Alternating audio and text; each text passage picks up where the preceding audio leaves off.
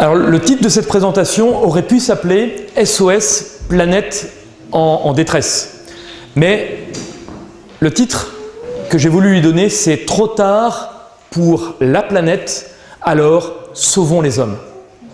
Et vous allez voir pourquoi j'ai choisi ce titre. D'ailleurs, ce n'est pas moi qui ai choisi ce titre, c'est un journal, et vous allez voir pas n'importe lequel qui a choisi ce titre. Alors, en introduction, j'aimerais vous interpeller sur ce que l'on appelle les notions de perspective.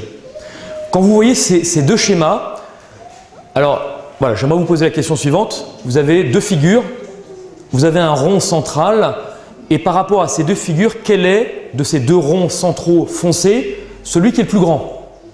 C'est les mêmes. Voilà, c'est les mêmes. Voilà, vous vous en doutez, ce sont les mêmes. Mais c'est vrai que, de loin, on a l'impression que celui de droite est plus grand. Pourquoi? Parce qu'il y a une notion de perspective. Alors, une deuxième image, quand vous voyez ces deux personnages, vous voyez deux personnes d'un certain âge, pour ne pas dire d'un âge certain, et vous voyez également, alors là, il faut un effort de concentration, deux Mexicains qui jouent de la guitare. Vous voyez donc, au niveau de la perspective, on peut avoir des perspectives différentes. On les voit plus ou moins bien.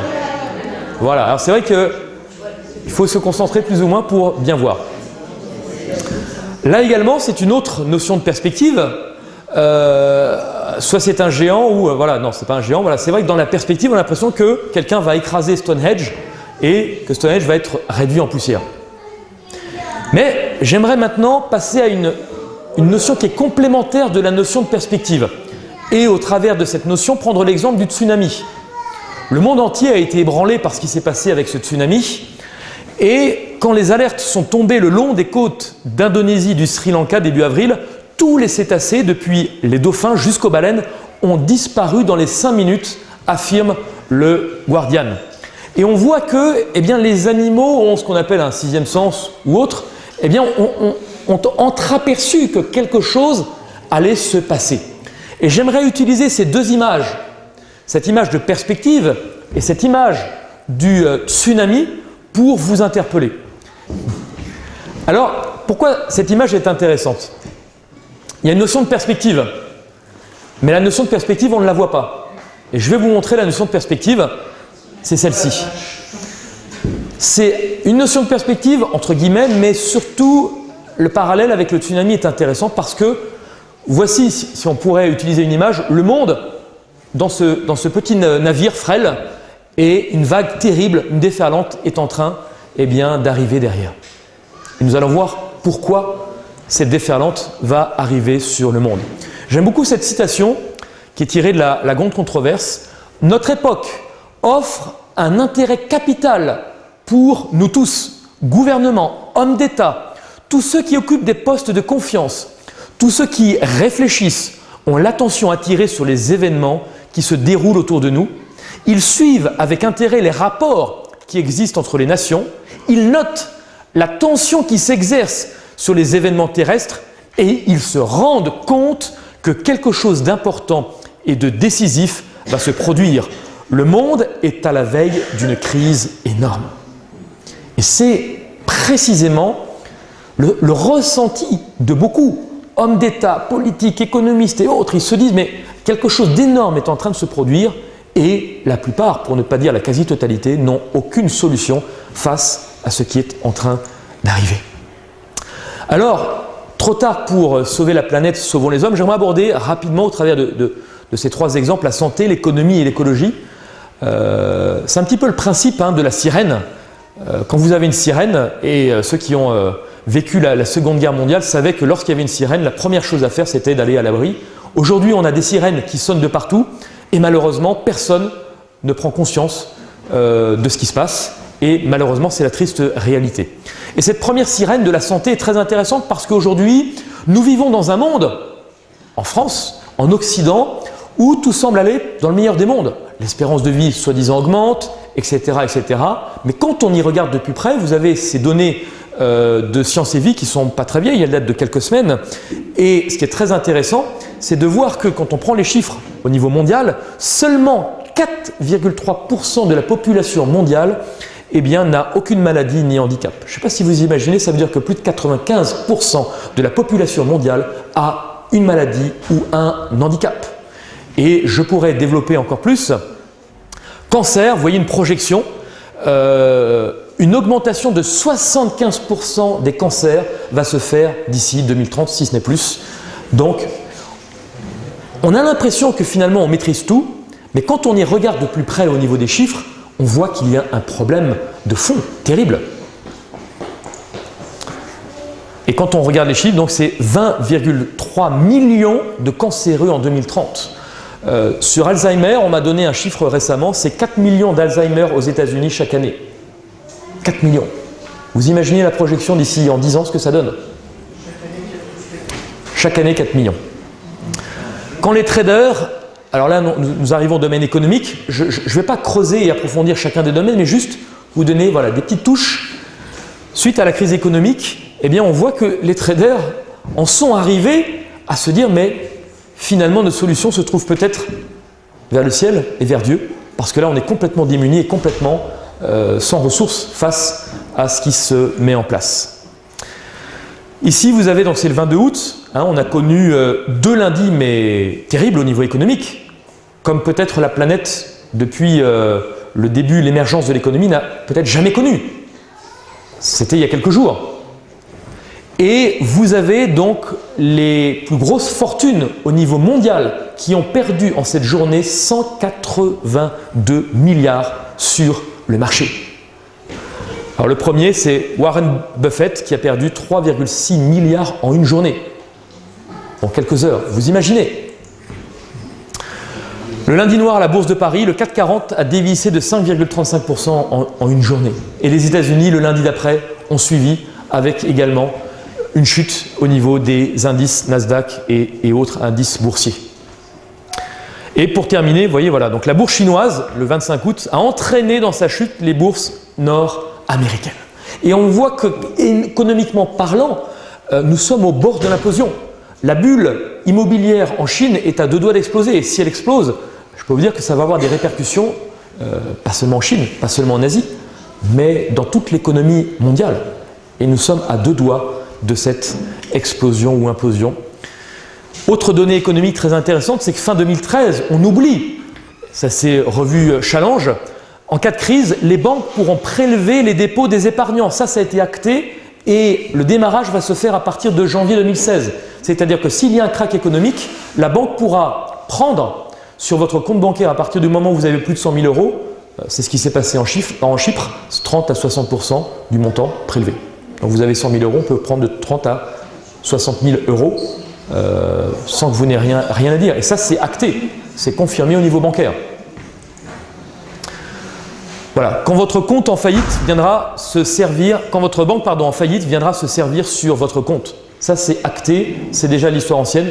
Par contre, la mise en application, c'est dans quelques semaines.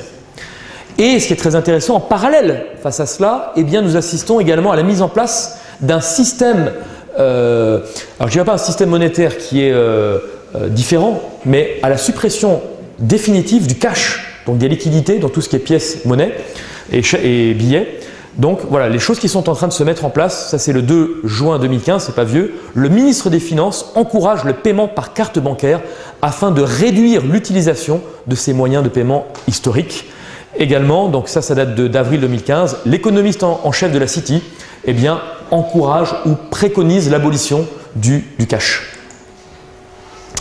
Au niveau de l'environnement, le dernier point des 3 facettes, Ban Ki-moon a déclaré, donc ça date d'il y a 2 ans, il sera bientôt trop tard pour sauver la planète. Alors c'était il y a 2 ans, mais bon, il y a 2 ans, c'est beaucoup 2 ans, hein, au vu, je dirais, de ce qui se passe.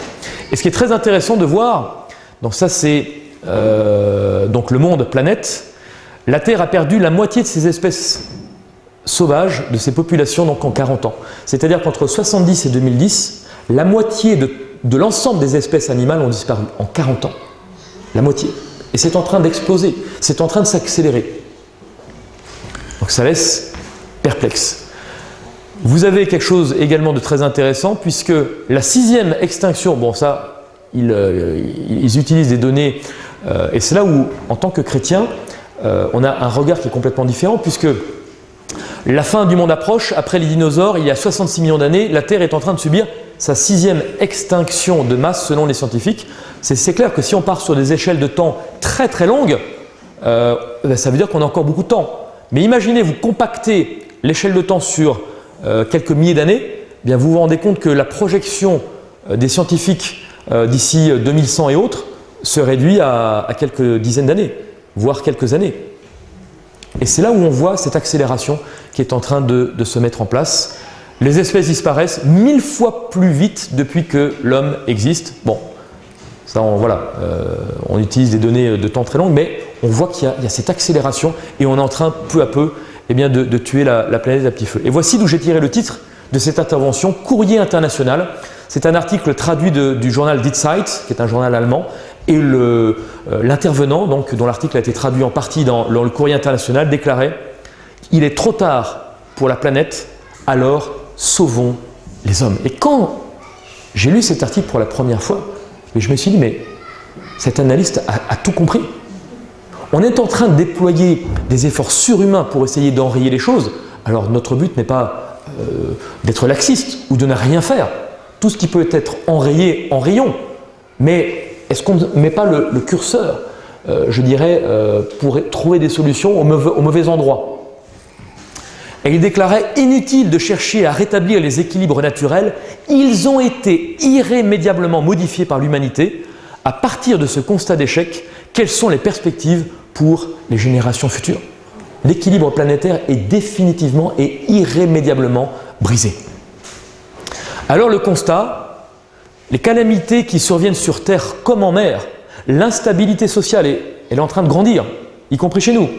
Les menaces de guerre sont de mauvais augure. Ces faits annoncent des événements imminents de la plus grande importance. Alors, quelle solution? En qui peut-on réellement avoir confiance? Et dans cet article, j'ai trouvé ça très intéressant de voir qu'aujourd'hui, tous ceux qui sont spécialistes, les scientifiques qui analysent un petit peu l'évolution du climat, eh bien, sont en deçà de la réalité, parce que s'ils collaient à la réalité, je dirais ils auraient des données tellement catastrophiques que ça ne serait pas présentable au niveau du public. Et c'est ça qui est très intéressant, c'est de voir qu'ils n'osent pas aller dans les projections qui se rapprochent le plus de la réalité, parce que sinon, là, on se rend compte qu'il y a une lame de fond qui arrive, et voilà. Alors, à qui peut-on faire encore confiance? Et j'aime beaucoup ce titre de ce dossier de Marianne. Et on voit une liste, hommes politiques, journalistes, etc. Toutes les professions y passent. Prêtres, rabbins, imams, météorologues, à qui peut-on encore faire confiance? Et il y a quelques semaines, donc le pape a fait paraître son encyclique Laudata Si, et au travers de cette encyclique, il souhaite quelque part enrayer ce qui est en train de se mettre en place et amener à une prise de conscience par rapport à cette évolution au niveau de la planète. Et donc, voilà, on pourrait se dire, mais voilà, un homme est un petit peu le porte-parole et essaye de mettre en place ce qui n'a pu être mis en place depuis des décennies. Nicolas Hulot a essayé d'avertir, de sensibiliser les consciences par rapport à ça, et un homme se lève et devient le porte-parole de tous ces écologistes et de tous ceux qui se rendent compte qu'il y a un souci. Mais peut-on réellement se fier en un système, et on va le voir, et en un homme? Alors c'est vrai que comment est-ce qu'on réagit lorsqu'il y a un problème? Souvent c'est le principe j'entends rien, je ne vois rien, je ne dis rien, et malheureusement ce principe est applicable par rapport à ce que nous avons vu. Alors une image de gauche, tout le monde l'a vue pendant des années, des décennies. Excusez-moi, mais personne n'a rien fait. L'image de droite, pour vous rafraîchir la mémoire, c'est l'intervention de ce qu'on a appris être la fille de l'ambassadeur saoudien ou koweïtien aux États-Unis, et qui soi-disant était présente lorsque l'armée irakienne a fait irruption dans un hôpital, a débranché les incubateurs et balayé les couffins dans lesquels étaient les enfants par terre, et ce qui a ému l'opinion mondiale, et c'est ce qui a permis l'entrée en guerre des États-Unis. On sait aujourd'hui que c'est un faux témoignage qui ne reposait sur rien, puisque donc cette fille a purement inventé ce témoignage, mais on voit que voilà, un témoignage, l'opinion publique est ébranlée. Cette image au centre, qui a ému le monde entier, on verse des larmes de crocodile, excusez-moi, mais c'est la triste réalité. Appelons un chat un chat. Il faut des fois une image pour que les gens se réveillent, alors qu'ils voient ces images tous les jours. Il ne se passe rien. Voilà comment on fonctionne. Il y a un homme qui s'appelle Antony Flew, et pourquoi j'utilise cet élément? L'insensé dit en son cœur, il n'y a point de Dieu. Et très souvent, et dans l'article, le dossier de Marianne, on voit toutes ces professions, météorologues, prêtres, imams, rabbins, etc. Et je me suis interpellé, mais j'ai dit, mais il manque quelqu'un. Et cette personne, c'est la plus importante, Dieu. Pourquoi est-ce que systématiquement, lorsqu'on parle de faire confiance, on se réfère toujours à un système, même un système religieux? Excusez-moi du peu, mais tous les systèmes, qu'ils soient politiques, écologiques ou religieux, n'amèneront jamais, ne permettront jamais de satisfaire la confiance de l'homme dans sa totalité. Ce sont des systèmes qui sont faillibles. Et ça, c'est propre de l'homme de toujours se raccrocher à des systèmes pour pouvoir s'accrocher aux branches et avancer. Et Antony Flew a été le chantre de l'athéisme pendant 50 ans. C'était le philosophe athée le plus connu au monde. Et il a publié 20, 30, 40 ouvrages pour dénoncer la création, pour dénoncer Dieu, jusqu'à ce que, arrivé à un certain âge, je crois plus de 80 ans, il en vienne à prendre conscience, de par les découvertes en biochimie cellulaire, et que la réalité était tout autre, et qu'il fallait prendre en compte quelque chose qu'il avait évacué toute sa vie, c'était Dieu. Et il a écrit un ouvrage qui a fait beaucoup de bruit outre-Manche et outre-Atlantique, cet ouvrage dont le titre est « Il n'y a pas de Dieu et le pas est barré, il y a un Dieu ». Et il suffit des fois de pas grand-chose pour que les gens prennent conscience qu'il y a une autre réalité, et que c'est cette réalité qui va nous aider à trouver les solutions. Et cette réalité, ce n'est pas quelque chose de diffus, c'est un être concret, c'est Dieu même.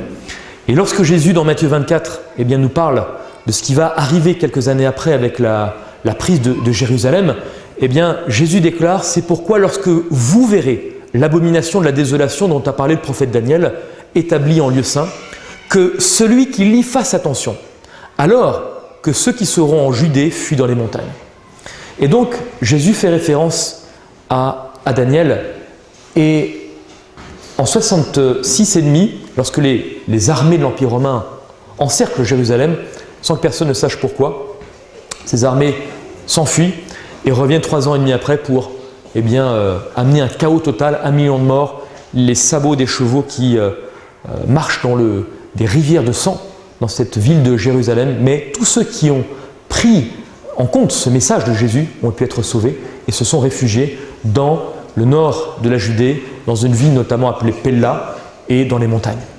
Et ce parallèle est particulièrement important parce que c'est un type, une image de ce qui va se passer également très prochainement. Et dans Amos 3,7, Dieu déclare que l'Éternel ne fait rien sans avoir révélé son secret à ses serviteurs, les prophètes. Donc, par l'intermédiaire de ce livre extraordinaire qu'est la Bible, Dieu nous montre déjà à l'avance ce qui va se passer. Mais savoir ce qui va se passer à l'avance, c'est bien. Et on va voir que ça ne suffit pas. Nous avons vu au travers de ces 3 exemples, et j'aurais pu en rajouter un 4e qui découle de celui qui est au centre de l'aspect économique, parce que très bientôt, Jean voit un système qui va faire que personne ne va pouvoir acheter ni vendre sans avoir la marque, le nom de la bête ou le nombre de son nom. Qu'est-ce qui nous attend réellement? Et il faut être très clair que nous ne pouvons traverser ce qui est devant nous par nos propres forces.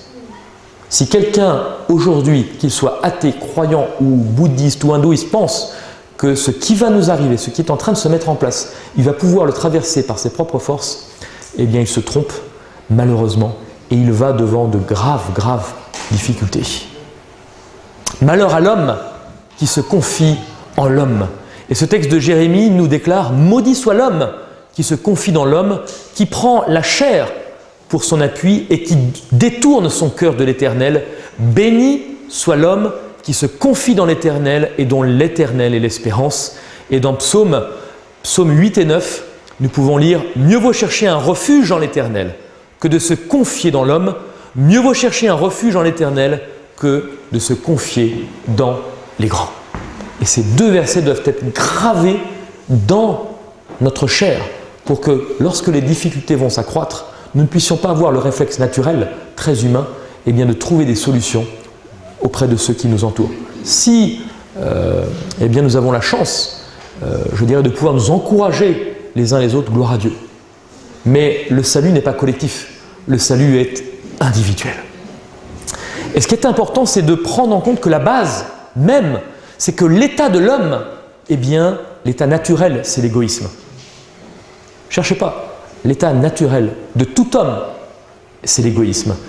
Mais l'état de l'homme converti, eh bien, devient la bienveillance. Et la conversion véritable est un changement, non pas de but, mais c'est un changement de moyens. C'est-à-dire qu'un homme peut changer de moyens, mais cependant avoir toujours le même but, son propre bonheur. Il peut faire le bien en vue des avantages temporaires qu'il va en retirer. Finalement, eh bien, son centre d'intérêt, c'est lui et lui seul. Donc, en clair, pour résumer, passer de l'égoïsme à la bienveillance est humainement impossible. Donc, si passer de l'égoïsme à la bienveillance est humainement impossible, eh bien, quelle solution nous reste-t-il ? Et donc, j'ai fait ce schéma pour illustrer un petit peu, donc, au cœur du problème. Quelle est la problématique ? En effet, Paul déclare « Je ne sais pas ce que j'accomplis car je ne fais pas ce que je veux, mais je fais ce que je hais. » Ça, c'est la première loi de base. J'aspire à faire plein de belles choses, mais dans mon cœur, malheureusement, je ne fais pas ce que réellement je devrais faire. Romains 7, 18, 19, « Car je sais que le bien n'habite point en moi, c'est-à-dire dans ma chair, parce que j'ai la volonté de faire le bien, mais je ne parviens pas à l'accomplir. Car je ne fais pas le bien que je veux, mais je fais le mal que je ne veux pas faire. » Et également, Paul déclare, « Si je fais ce que je ne veux pas, ce n'est plus moi qui le fais, mais c'est le péché qui habite en moi. Je trouve donc cette loi en moi, c'est que quand je veux faire le bien, le mal est attaché à moi. » Et là, c'est comme si nous avions une équation mathématique qui nous pose comme problème que j'aspire à faire le bien, je n'arrive pas à le faire. Pourquoi ? Solution de l'équation, mais c'est parce que le péché habite en moi. Alors, vous voyez cette image qui est très intéressante, hein ? Alors, on veut notre part du gâteau, ou notre morceau de gruyère. Une petite faim peut se terminer malheureusement par une grande faim. Et derrière la tentation ou derrière le péché, eh bien, il y a un coup mortel. On ne le voit pas toujours. On peut faire des erreurs, et on se dit, bon, on ne voit pas toujours la répercussion ou l'impact qu'ont nos erreurs. Et c'est pour ça que dans Matthieu, il est dit, veillez et priez afin que vous ne tombiez dans la tentation. L'esprit est bien disposé, mais la chair est faible. Pourquoi la chair est faible ? Parce que justement, nous avons vu que cette équation de base, c'est que, eh bien, nous sommes attirés. Non seulement par le péché, mais qu'un virus a été inoculé dans la race humaine. 100% de la population a aujourd'hui un virus. Et ce virus a été inoculé en Éden, et à cause de ce qui s'est passé, malheureusement, eh bien, le péché est entré dans notre monde, est entré dans la race humaine, et nous avons vu ce matin que la seule solution, eh bien, c'est de passer par Golgotha, c'est de passer par la croix. La croix est le seul remède, l'antidote à ce virus qui a été inoculé, eh bien, dans la race humaine. Alors voilà, on voit un système, et c'est légitime, c'est beau de se dire, on veut sauver la planète, mais sur quelle base ? Peut-on sauver la planète ? Peut-on offrir une solution et se dire que cette solution ne change pas le cœur de l'homme ? Parce que on va mettre un pansement sur une jambe de bois, on va apporter une solution, mais si le cœur de l'homme n'est pas changé, Est-ce que vous pensez réellement qu'en disant voilà, il faut maintenant que toute la population se responsabilise et qu'il n'y ait plus aucune pollution, maintenant tout le monde arrête d'émettre des particules de CO2, peu importe. Est-ce que vous pensez que demain, le cœur de l'homme va être changé instantanément et que c'est la solution au problème? La solution au problème ne se trouve pas dans un système, ne se trouve pas dans cette manière de fonctionner. Et en tant qu'adventistes, nous avons compris que ce conflit cosmique qui a démarré il y a bien longtemps nous montre deux systèmes de pensée.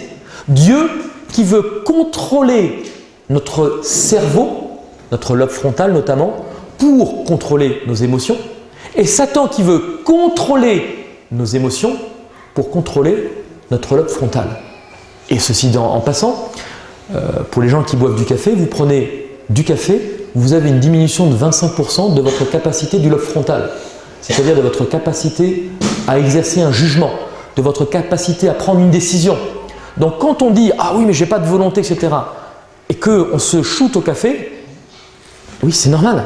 Notre volonté, elle est déjà complètement amenuisée ou détruite parce qu'on se met dans les conditions où on n'a pas les facultés pour pouvoir, je dirais, inverser les choses. Peut-on changer le monde sans changer le cœur de l'homme? C'est impossible. Et la vraie solution, c'est une solution en profondeur qui ne peut passer et qui ne passera que par la croix et par Golgotha. Alors, voilà, de qui voulons-nous dépendre? Est-ce que nous voulons dépendre des hommes ou est-ce que nous voulons dépendre de Dieu? Et dans Jacques, nous avons quelque chose de magnifique. Jacques déclare « Car si quelqu'un écoute la parole et ne la met pas en pratique, il est semblable à un homme qui regarde dans un miroir son visage naturel et qui, après s'être regardé, s'en va et oublie aussitôt quel il était.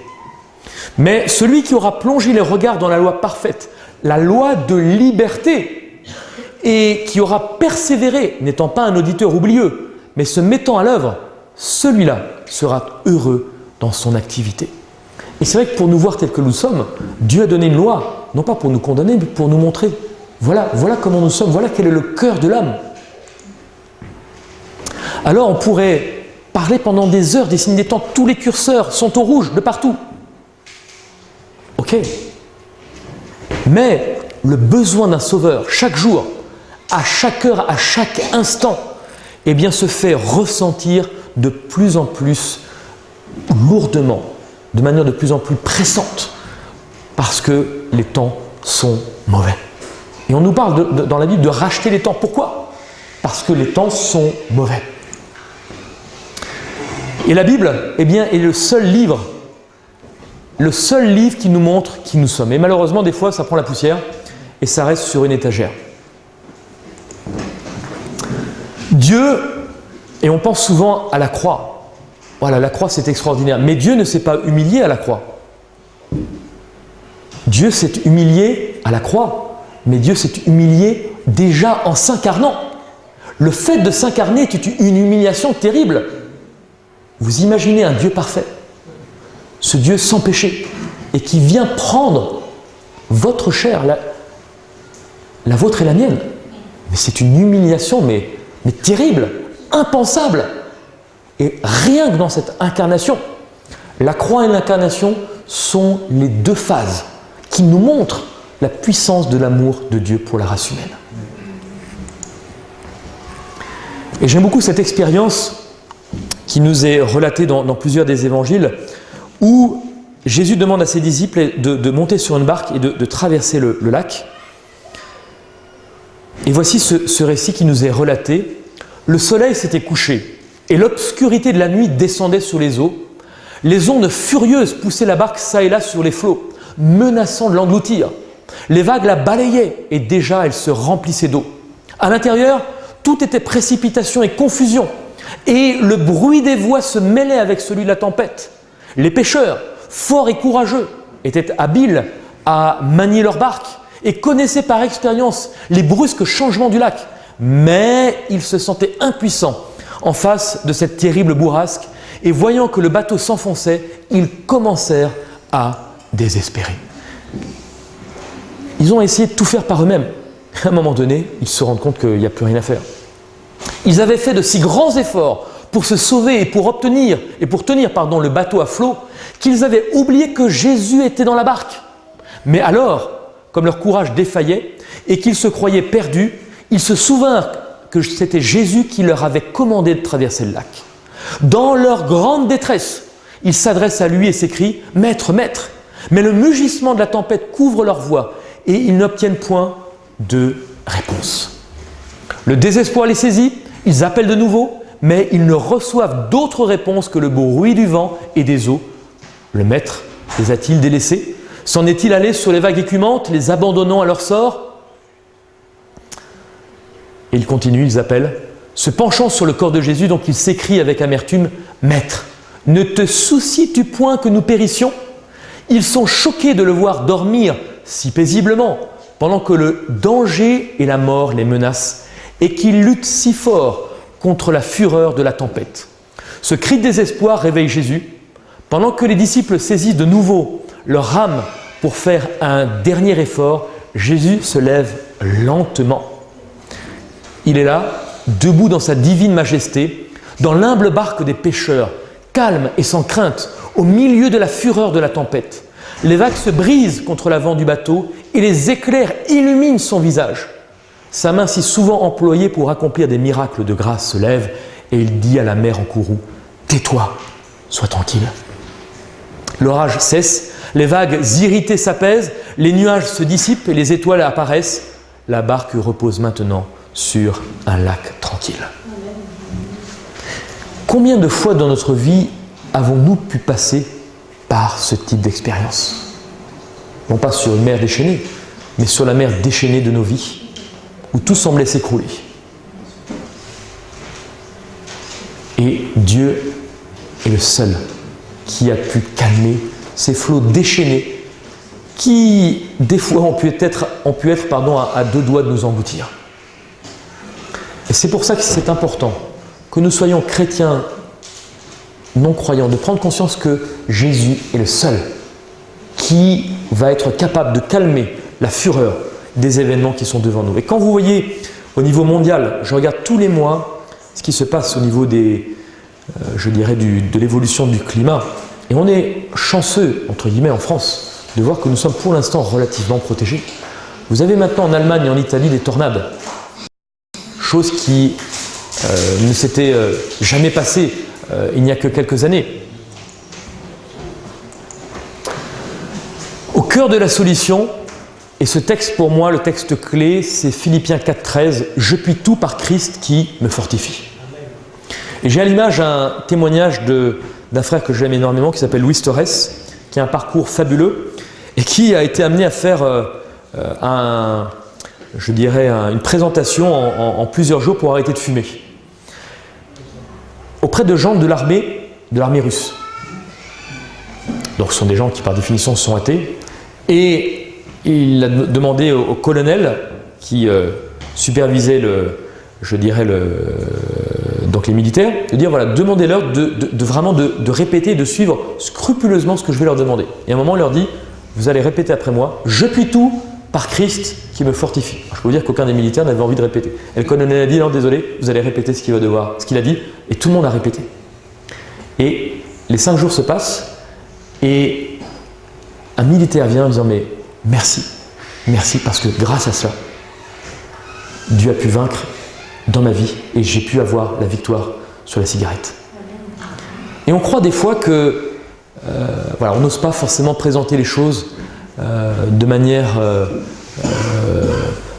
sans ambiguïté, quelque chose, voilà. Mais si on ne met pas au cœur de la problématique des gens des passages clés, on peut prier pour les gens, mais il est important que les gens prennent conscience aussi que la solution n'est pas en eux. La solution, elle vient de Dieu et de Dieu seul. Et on va voir que la solution peut être en eux, entre guillemets. On va voir, voilà, qu'il n'y a pas d'ambiguïté, on va voir de quelle façon. Je puis tout par Christ qui me fortifie. Pourquoi? Parce qu'il n'y a donc maintenant aucune condamnation pour ceux qui sont en Jésus-Christ, qui marchent non selon la chair, mais selon l'esprit. Et Paul toujours va déclarer, si quelqu'un est en Christ, il est une nouvelle créature. Les choses anciennes sont passées. Voici toutes choses sont devenues nouvelles. Celui qui n'a point connu le péché, il l'a fait devenir péché pour nous, afin que nous devenions en lui justice de Dieu. Et donc il y a des passages clés qui nous aident à comprendre de quelle manière Christ peut nous donner la victoire. Vous avez été rachetés à un grand prix, ne devenez pas esclaves des hommes. Vous avez été rachetés à un grand prix, glorifiez donc Dieu dans votre corps et dans votre esprit qui appartiennent à Dieu. Et également ce texte de Pierre qui est très, très important. Et je terminerai par ce concept de métanoïa. Le concept de métanoïa dans l'Évangile, c'est un concept de transformation complète. C'est le concept de « je marche dans une direction et je prends la direction opposée ». Je fais un volte-face complet à 180 degrés, pas un 179. Pas un 179 ni un 170, un 180 complet. Et c'est vrai qu'il y a deux solutions. Soit je porte ma petite bougie, on est dans un monde où les choses deviennent compliquées, on a besoin d'être éclairé. Alors voilà, je peux le faire avec une bougie. Et on peut marcher dans une grotte, dans une caverne avec une bougie. Mais Dieu ne nous demande pas de marcher avec une bougie. Dieu nous propose l'ampoule. Parce que, remarquez bien, l'ampoule, vous avez, je dirais, le verre qui sert de protection, mais le filament, il est à l'intérieur de l'ampoule. Et je dirais, pour utiliser un petit peu cette image, c'est l'Esprit de Dieu qui, en nous, va produire le vouloir et le faire. Ne soyons pas des bougies, mais soyons réellement des ampoules pour permettre de transmettre ce message. Et je terminerai par un témoignage qui m'a profondément ému. C'est le témoignage d'un procureur. Et ce procureur va mettre en prison un individu qui, je dirais, avait commis un grand délit. Et avant d'aller en prison, cet individu va lui dire « Procureur, le jour où je sors de prison, je vous tue, vous et toute votre famille. » Les semaines passent, les mois passent, et le procureur apprend que cet individu s'est échappé de prison. Et je peux vous dire quelle n'est pas sa peur. Et cet homme était un chrétien, ce procureur, et un soir, il sait qu'il va rentrer très tard, et son épouse et ses enfants donc font un culte de famille, ouvrent la Bible, prient.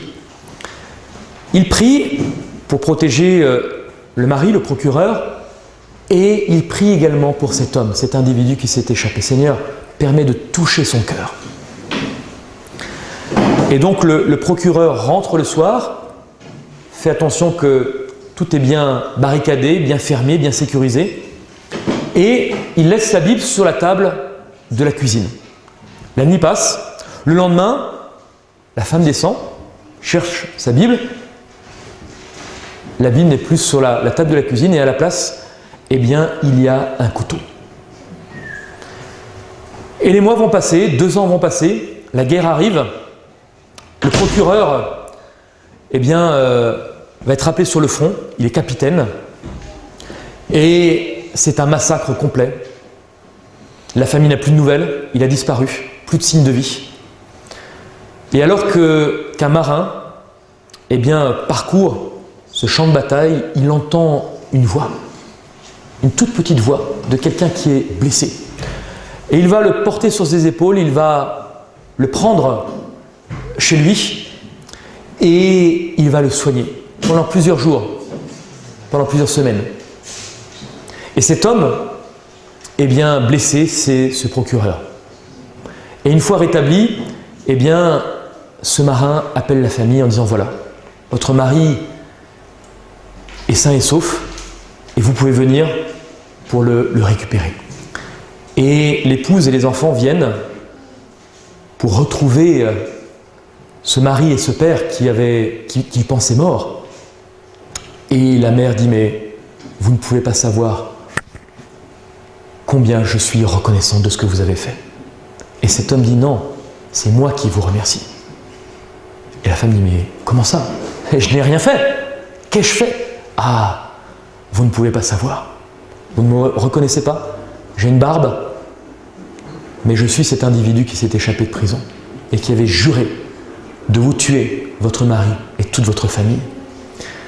Et un soir, j'étais caché dans votre maison et je vous ai entendu prier. Je vous ai entendu prier pour votre mari et prier pour moi. Et je me suis dit, mais quel est ce livre qui permet d'agir comme ça? Et je me suis dit, je veux ce livre. Et je n'avais pas de quoi vous payer et je vous ai laissé mon couteau. Et depuis que j'ai eu ce livre, eh bien, ce livre a transformé ma vie. Nous avons peut-être ce livre, la Bible, mais peut-être que malheureusement, elle prend ou la poussière de nos étagères, ou elle n'a pas la puissance de transformation nécessaire dans nos vies, ou la puissance qu'elle devrait avoir. Et au travers de ce récit, eh bien, j'aimerais que nous puissions tous prendre conscience